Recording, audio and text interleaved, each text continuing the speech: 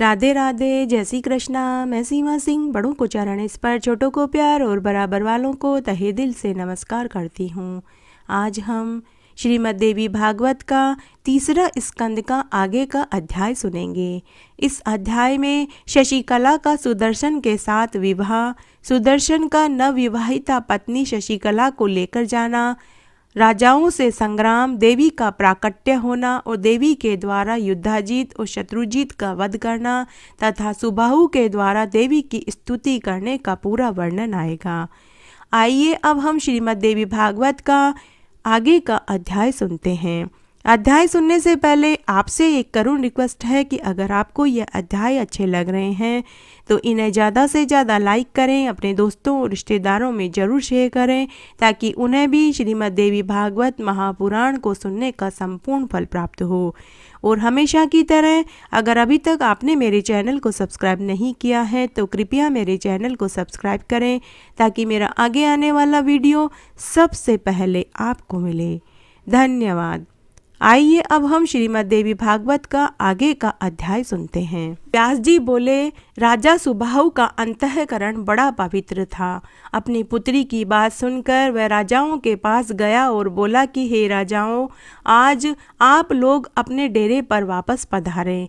विवाह का कार्यक्रम कल के लिए टाल दिया गया है। खाने पीने की चीज़ें आपकी सेवा में उपस्थित कर दी जाएगी। मुझ पर कृपा करके आप सभी महानुभाव इन वस्तुओं को स्वीकार करें। फिर कल इस सभा भवन में आप वापस पधारिएगा। हम सब मिलकर विवाह का कार्य संपन्न करेंगे। हे राजाओं, मेरी कन्या शशिकला का आज स्वयंवर में आना बिल्कुल असंभव है, अतः चाहते हुए भी मैं इस कार्य में सर्वदा असमर्थ हूँ। कल सवेरे समझा बुझाकर मैं उसे सभा भवन में लेकर आऊँगा, अतः आप अपनी अपनी छावनी में पधारने की कृपा करें। अतः आप लोग शशिकला पर कृपा करके आज अपने अपने स्थान पर वापस पधार जावें। कल प्रातः मैं अपनी पुत्री को यहाँ उपस्थित कर दूंगा। इच्छा स्वयंवर किया जाएगा, अर्थात राजकुमारी अपनी इच्छा से किसी भी नरेश को पति चुन लेगी, ऐसी घोषणा दी जाएगी। सभी नरेश यहाँ उपस्थित रहेंगे, उनकी सम्मति से यह कार्य संपन्न होगा। राजा सुबाहु की बात सुनने के बाद उपस्थित सभी नरेश अपने अपने स्थान पर वापस चले गए। नगर के सन्निकट रहकर देखभाल करते रहे ताकि इस कार्य में छल न हो। इसकी व्यवस्था उन लोगों ने कर ली। इधर सुबाहु ने विवाह का समय निश्चित कर लिया। अंतःपुर में गुप्त स्थान बनाया गया। मंडप में पुत्री शशिकला को बुलाकर वेद के पारगामी विद्वान पुरोहितगण के साथ वह विवाह का कार्य संपन्न करने में लग गए। वर को स्नान आदि कराया गया और विवाह में पहनने योग्य आभूषण और वस्त्र दिए गए। मंडप में वेदी बनाई गई। वर को बुलाकर उस पर बैठाया गया और स्वयं उसकी पूजा करने लगे। राजा सुबाहु बड़े ही प्रतापी राजा थे। उन्होंने विवाह के अवसर पर विष्टर, आचमन, अर्घ्य, 2 वस्त्र, 2 कुंडल देने के पश्चात अपनी कन्या शशिकला का विधि पूर्वक सुदर्शन के साथ पाणिग्रहण संस्कार करवा दिया। उदार हृदय वाले सुदर्शन ने सभी वस्तुएं स्वीकार कर ली। उस समय सुदर्शन कुबेर की कन्या का सामना करने वाली शशिकला को अपने से उत्तम मान रहा था। विवाह के समय मंत्रियों ने भी राजा के पूजा कर लेने पर उस उत्तम वर की वस्त्र आदि से पूजा करी। सभी निर्भीक होकर मंडप में वर को लेकर आए। विधि की जानकार स्त्रियों ने शशिकला को आभूषणों से खूब सजाया, सुंदर पालकी में बैठाया और वर के सामने उपस्थित कर दिया। मंडप में अग्नि स्थापन के लिए चतुष्कोण वेदी बनाई गई। पुरोहित ने उसमें अग्नि स्थापित करी। विधि पूर्वक हवन किया गया। फिर वर और वधू को हवन करने के लिए कहा गया। दोनों बड़े प्रेम के साथ हवन करने लगे। उसके बाद वर वधू ने अग्नि की प्रदक्षिणा करी। उस कुल और गोत्र की जो प्रथा थी उसका सम्यक प्रकार से पालन किया गया। महाराज सुबाहु ने घोड़े जुते हुए 200 रथ सुदर्शन को विवाह में दहेज में दिए। वे रथ खूब सजाए गए थे। उन पर बाणों का भरपूर संचय था। महाराज काशी नरेश के पास पर्वत शिखर के समान मतवाले हाथी थे। स्वर्ण के भूषणों से उन हाथियों को सजाया गया। प्रेम पूर्वक महाराज ने 125 हाथी सुदर्शन को भेंट किए। सोने के भूषणों से भूषित 100 दासियां, उतनी ही सुंदर हथिनियां दहेज में सुदर्शन को दी गई। फिर संपूर्ण आयुधों और भूषणों से सुसज्जित 1000 सेवक, बहुत से रत्न, वस्त्र, कंबल, दिव्य प्रसाद सुदर्शन को भेंट में दिए गए। अत्यंत मनोहर एवं विशाल अनेकों विचित्र भवन रहने के लिए अर्पित किए गए। साथ ही राजा सुबाहु ने सिंधु देश में उत्पन्न 2000 उत्तम घोड़े सुदर्शन को दिए। भार ढोने में कुशल 3000 ऊंट, अन्न एवं घी आदि से भरी हुई 200 बढ़िया बैलगाड़ियों में दहेज में सुदर्शन को समर्पण की गई। उसके बाद राजा सुबाहु ने रानी मनोरमा के सामने हाथ जोड़कर प्रणाम किया और कहा कि हे राजकुमारी, आप श्रेष्ठ कुल से संबंध रखने वाली क्षत्राणी हैं। मैं आपका सेवक हूँ। अब आपके मन में जो भी बात है कृपा करके बतावें। तब मनोरमा ने राजा सुबाहु से मधुर वचनों में कहा कि हे राजन, तुम्हारा कल्याण हो, तुम्हारे कुल की वृद्धि हो, तुम्हारा खूब मान सम्मान होवे, क्योंकि तुमने अपनी रत्नमयी कन्या मेरे पुत्र सुदर्शन को प्रदान कर दी है। हे राजन, यश गाने में कुशल वंदीजन और मागत हैं। मैं उनकी पुत्री तो हूँ नहीं जो सम्यक प्रकार से तुम्हारी प्रशंसा गा सकूँ। अपने ही जन की प्रशंसा गाई भी क्या जा सकती है। तुम एक प्रख्यात प्रतापी नरेश हो। तुमसे संबंध होने के कारण मेरा पुत्र सुदर्शन सुमेरु पर्वत के समान हो गया है। अवश्य तुम बड़े ही सदाचारी राजा हो। मैं तुम्हारे शुद्ध व्यवहार का क्या वर्णन करूं। तुमने राज्य से निकाले हुए मेरे पुत्र को अपनी सुंदर कन्या प्रदान कर दी। यह कैसी विचित्र बात है।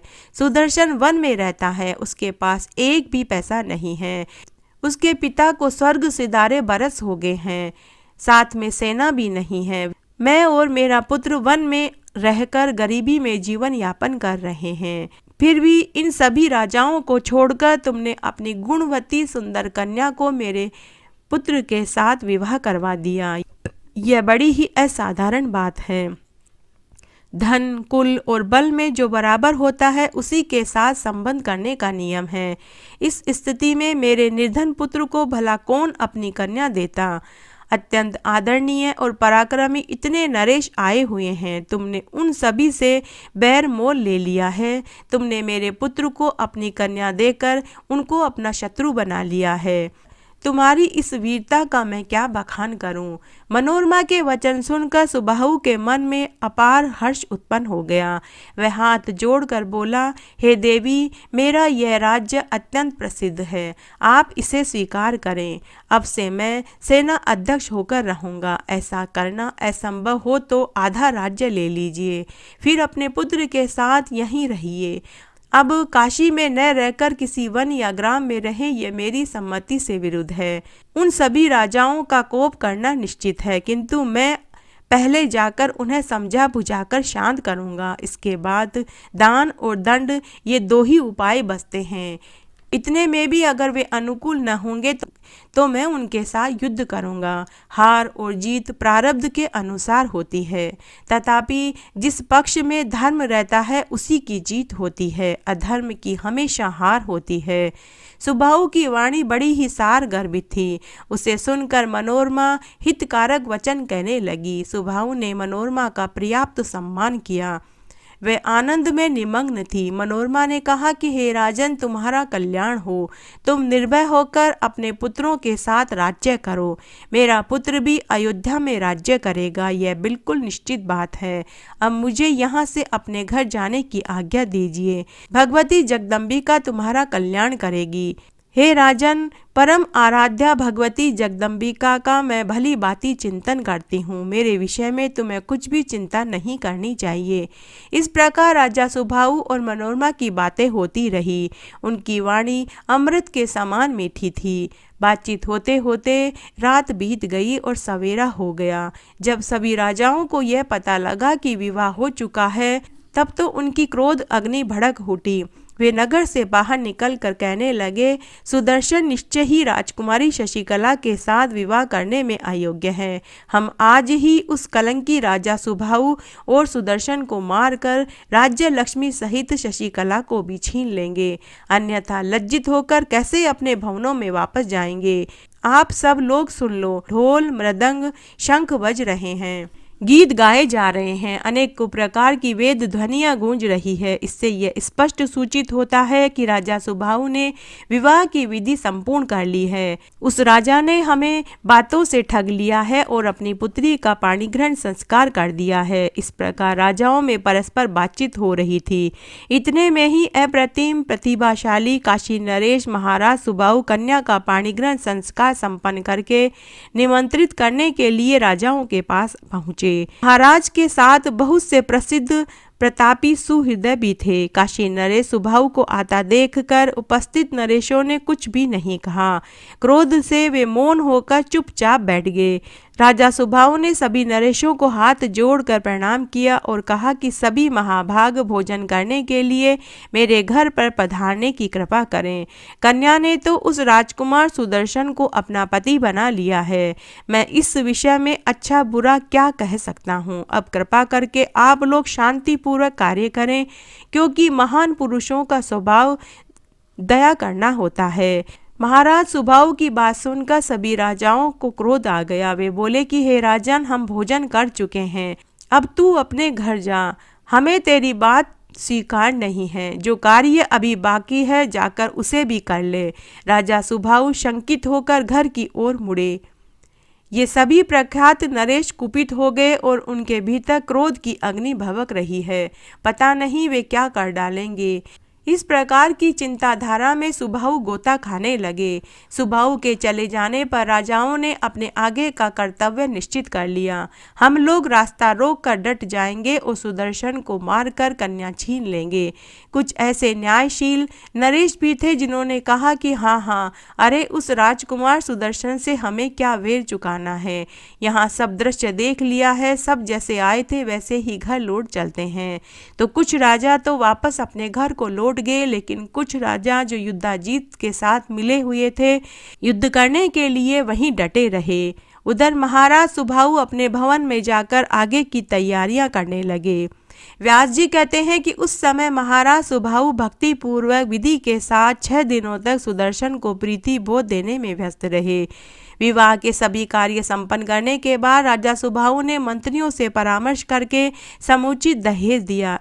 इधर उन सभी प्रतापी नरेशों को जब दूतों के द्वारा पता लगा कि विरोधी राजाओं ने मार्ग रोक रखा है, तब उनके मुख पर उदासी छा गई। यह देखकर श्रेष्ठ व्रत का पालन करने वाले सुदर्शन ने अपने ससुर महाराज सुबाहु से कहा कि आप अभी हमें जाने की आज्ञा दीजिए, हम निशंक होकर चले जाएंगे। श्री भारद्वाज जी के पवित्र आश्रम पर जाकर वहीं सावधानी के साथ सदा रहने के लिए स्थान का विचार कर लेंगे। हे अनद, आप राजाओं से कुछ भी भय न करें, भगवती जगन माता सदा ही हमारी मदद करेगी। व्यास जी कहते हैं कि महाराज सुबाहु ने अपने जामाता सुदर्शन की बात पर विचार किया और माँ जगदम्बिका के ऊपर भरोसा करके उन्हें विदा कर दिया। सुदर्शन वहां से चल पड़े। पीछे से महाराज सुबाहु भी एक विशाल सेना लेकर उनके साथ हो लिए। उस समय सुदर्शन विवाह संस्कार से संस्कृत होकर निर्भीकता पूर्वक मार्ग से जा रहे थे। सुदर्शन में असीम शक्ति थी। अपनी पत्नी के साथ वे रथ पर बैठे हुए थे। उनका रथ अन्य रथों से घिरा हुआ था। जाते समय सुदर्शन की दृष्टि राजाओं की सेना पर पड़ी। राजा सुबाहु के नेत्र भी उन शत्रु सेनाओं के ऊपर पड़ी। देखकर उनके मन में घबराहट पैदा हो गई, किंतु सुदर्शन जो कि त्यों प्रसन्न मुद्रा में खड़े थे, उन्होंने विधि पूर्वक भगवती जगदम्बिका का ध्यान किया। वे सर्वतोभाव से उनके शरणापन्न हो गए। एक अक्षर वाला काम बीज मंत्रों में अपना सर्वोत्तम स्थान रखता है। सुदर्शन ने उसी मंत्र का जाप प्रारंभ कर दिया। उसके प्रभाव से वे नवविवाहित पत्नी के साथ निर्भय बने रहे। उनका शोक भय सदा के लिए शांत हो गया। इतने में विरोधी सभी नरेश अत्यंत कोलाहल करके राजकुमारी को छीनने के विचार से सेना सहित आगे बढ़े। काशी नरेश महाराज सुबाहु उन्हें देखकर उन पर प्रहार करने के लिए तैयार हो गए, किंतु विजय अभिलाषी सुदर्शन ने अपने ससुर सुबाहु को यह कार्य करने के लिए रोक दिया। फिर भी एक दूसरे को मारने की अभिलाषा रखने वाले राजाओं में और सुबाहु में युद्ध की योजना बन गई। शंख, नगाड़े और भेड़ियां बजने लगी। शत्रुजीत अपने सैन्य बल से संपन्न होकर सुदर्शन को मारने के लिए सम्रागण में उपस्थित हो गए। उनका नाना युद्धाजीत भी सहायक बनकर कवच बने खड़े हुए थे। उसके बाद युद्धाजीत आगे बढ़कर सुदर्शन के पास पहुंचे। शत्रुजीत सुदर्शन का भाई था, फिर भी सुदर्शन को मारने के लिए वह भी युद्धाजीत के साथ वहां पहुंच गया। क्रोध के वशीभूत होकर वे तीनों तीक्ष्ण बाणों से एक दूसरे पर प्रहार करने लगे। घमासान युद्ध प्रारंभ हो गया, परंतु काशी नरेश महाराज सुबाहु भी अपने जमाई सुदर्शन की सहायता करने के लिए विशाल सेना लेकर वहां पहुंच गए। इस प्रकार रोमांचकारी भीषण संग्राम शुरू हो गया। इतने में ही अकस्मात सिंह पर बैठी हुई भगवती दुर्गा वहां प्रकट हो गई। उनकी भुजाएं भांति भांति के आयुधों से विभूषित थी। उनका मनोहर विग्रह उत्तम आभूषणों से अलंकृत था। वे दिव्य वस्त्र पहने हुए थी। मदार के फूलों की माला गले में शोभा पा रही थी। उस समय भगवती को देखकर वे सब के सब नरेश अत्यंत आश्चर्य में पड़ गए और कहने लगे कि सिंह पर बैठी हुई ये देवी कौन है और ये अचानक कहां से प्रकट हो गई। सुदर्शन ने भगवती के दर्शन पाकर महाराज सुबाहु से कहा कि हे राजन, देखिए ये परम आराध्या माँ भगवती मुझ पर कृपा करने के लिए यहाँ पधारी हैं। इनकी झांकी बड़ी ही अनुपम है, ये अत्यंत दयालु हैं। हे महाराज, मैं इनकी कृपा से निर्भय खड़ा हूँ। तत्पश्चात सुदर्शन और सुबाहु दोनों निर्भय होकर प्रसन्न वदना भगवती दुर्गा का दर्शन करके प्रसन्नता पूर्वक उन्हें प्रणाम करने लगे। सिंह बड़े जोर से गरजने लगा। उसकी गर्जना से सेना के हाथी कांपने लगे। भीषण आंधी चलने लगी। दिशाएं अत्यंत भयंकर हो गई। तब सुदर्शन ने अपने सेना अध्यक्ष से कहा कि उस मार्ग से आगे बढ़ो जहां राजा लोग डटे हैं। वे दुराचारी नरेश कुपित होने पर भी अब मेरा क्या बिगाड़ लेंगे, क्योंकि भगवती जगदम्बा हम पर कृपा करने के लिए स्वयं यहाँ पधार गई हैं। यद्यपि विपक्षी नरेशों से मार्ग का कोना कोना भरा हुआ है, फिर भी निर्भीक होकर हमें उसी मार्ग से चलना चाहिए। मैंने महादेवी का स्मरण किया है और वे यहाँ विराजमान हैं, फिर कोई भय नहीं है। सुदर्शन की बात सुनकर सेना अध्यक्ष उसी मार्ग की ओर बढ़ गया। तब युद्धाजीत अत्यंत कुपित होकर अपने पक्ष के राजाओं से कहने लगा कि अरे, तुम लोग भय से घबरा कर क्यों खड़े हो? राजकुमारी के साथ इस सुदर्शन को मार डालो। इस निर्बल छोकरे ने हम बलशाली वीरों का अपमान किया है, ने इस कन्या से विवाह कर लिया है। सिंह पर बैठी हुई एक स्त्री को देखकर तुम लोग डर क्यों गए? हे महाभागो, हमें उपेक्षा नहीं करनी चाहिए। सावधान होकर इस राजकुमार को मार डालने का प्रयत्न करो। इसको मारने के पश्चात सुंदर आभूषणों से सुसज्जित इस कन्या को छीन कर हम ले जाएंगे। सिंह के भाग को पाने का यार कैसी अधिकारी हो सकता है? इस प्रकार कहकर युद्धाजीत ने सेना एकत्रित करी। वह क्रोध से तमतमा उठा। शत्रुजीत को साथ लेकर वे युद्ध करने के लिए सामने उपस्थित हो गया, परंतु बहुत से तीक्ष्ण बाण धनुष पर चढ़ाए और धनुष को कान तक खींचकर उसने बाणों को छोड़ना प्रारंभ कर दिया। युद्धाजीत की बुद्धि बड़ी ही खोटी थी। मार डालने की इच्छा से सुदर्शन पर भीषण बाण बरसाने लगा। सुदर्शन भी आते ही उन बाणों को अपने बाणों से काटने में संलग्न हो गया। जब इस प्रकार युद्ध होने लगा तब भगवती दुर्गा क्रोध से तमक उठी। उन्होंने युद्धाजीत को लक्ष्य करके बाण बरसाने प्रारंभ कर दिए। उस समय भगवती जगदम्बिका अनेक रूपों में विराजमान थी। उन्होंने अपने हाथों से तरह तरह के आयुध धारण कर रखे थे। अत्यंत भयंकर युद्ध हुआ। कुछ ही देर में युद्धाजीत और शत्रुजीत दोनों रथ से गिर पड़े और उनकी जीवन लीला समाप्त हो गई। युद्धाजीत और शत्रुजीत जब दोनों युद्ध में मारे गए तब अन्य सभी राजाओं को महान आश्चर्य हुआ। उन दोनों का निधन देखकर सुबाहु के आनंद की सीमा न रही। फिर सारे दुख दूर करने वाली भगवती दुर्गा को प्रसन्न करने के लिए महाराज सुबाहु उनकी स्तुति करने लगे। सुबाहु बोले कि हे जगत को धारण करने वाली हे देवी, आपको मेरा नमस्कार है। भगवती शिवा को निरंतर नमस्कार है। भगवती दुर्गा संपूर्ण कामनाएं पूर्ण कर देती है, उन्हें बार बार नमस्कार है। हे कल्याणमयी माता, हे शिवा, शांति और विद्या ये सभी तुम्हारे नाम हैं। जीवन को मुक्ति देना तुम्हारा स्वभाव है। तुम जगत में व्याप्त हो, सारे संसार का तुम सृजन करने वाली हो, तुम्हारे हाथ का ये खेल है, तुम्हें बार बार नमस्कार है। हे भगवती जगन माता, मैं अपनी बुद्धि से विचार करने पर भी तुम्हारी गति को नहीं जान पाता। निश्चय ही तुम निर्गुणा हो और मैं एक सगुण जीव हूँ। तुम परमा शक्ति हो, भक्तों का संकट टालना तुम्हारा स्वभाव है। आज तुम्हारा स्वभाव प्रकट हो गया, मैं क्या स्तुति करूं। तुम भगवती सरस्वती हो, तुम बुद्धि रूप में सबके भीतर विराजमान रहती हो, संपूर्ण प्राणियों में तुम विद्यमान हो। मति गति बुद्धि विद्या सब तुम्हारे ही रूप हैं, मैं तुम्हारी क्या स्तुति करूं, जबकि सबके मनों पर तुम्हारा ही शासन विद्यमान है। तुम सर्वव्यापक हो, अतः तुम्हारी क्या स्तुति की जाए। हे माता, ब्रह्मा विष्णु और महेश ये प्रधान देवता माने जाते हैं, ये सभी तुम्हारी निरंतर स्तुति गाते हैं, फिर भी तुम्हारा पार नहीं पा सके।